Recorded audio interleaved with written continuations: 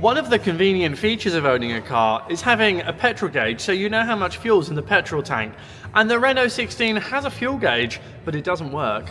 I just started doing this and Paul was like, why aren't you filming this? And then I remembered that I have to film this stuff.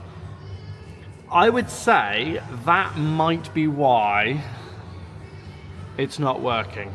I mean, that's disgusting. Hang on, there you go.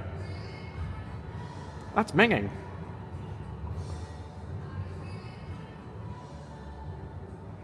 Ugh. So, I've got an ultrasonic cleaner. And I'm just going to put it in there for half an hour.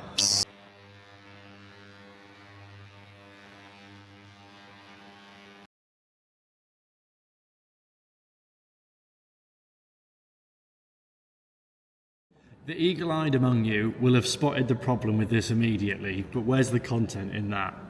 Let's talk you through how a fuel gauge sender works. It works by varying the amount of resistance that goes back to the earth. So the sender is earthed, and then it passes up a track, comes through there, and then goes through to the dash. If you have a look inside here, I don't know whether the camera will pick it up, but you can see there's a slider and a track. And as it moves up and down the track, it varies the resistance, which comes out of this broken tab here, up there, through the middle, and out to the fuel gauge. Clearly, that is snapped off. So, to get this to work, we need to run a wire from there up through here. I've tried digging this out, and I can't, but I also don't want to break it. So I'm gonna clean it up as best I can, and then I'm gonna try and solder a piece of wire into the middle of it, if I can get enough of a hole to get it in. And I'm going to try and connect this back up, and then I can at least have a working fuel gauge while I wait for a new one to turn up.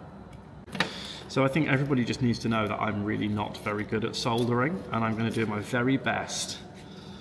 But please do not judge, because soldering is not my forte in life. Oh, also, nor is turning on soldering irons. So I had a customer ring me then. So you've got what? I want tiger seals. Yeah, I need like some tiger seal, that's what I need. So I had to cut the order out of that because I had a customer ring me. However, what we've done, also with the use of Paul's excellent Milwaukee soldering iron, if somebody wants to sponsor me a Milwaukee soldering iron so I don't need to steal his, that would be great, is we've soldered a wire directly from the back of that track up to here. There's a rubber grommet in here, and to be honest with you, it's pretty tight, so I think that's going to be good. But I am going to put some RTV sealant around the top of here just to seal it all in, because I will be getting rid of this for a replacement. So yeah, looking good so far. Let's put it in and see if it works.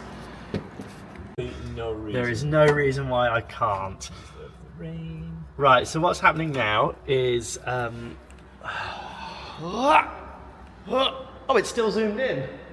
Paul's gonna do that, and I'm gonna see if it works. It works. Is that all the way full? Yeah. And go empty? My guy, we got a fuel gauge.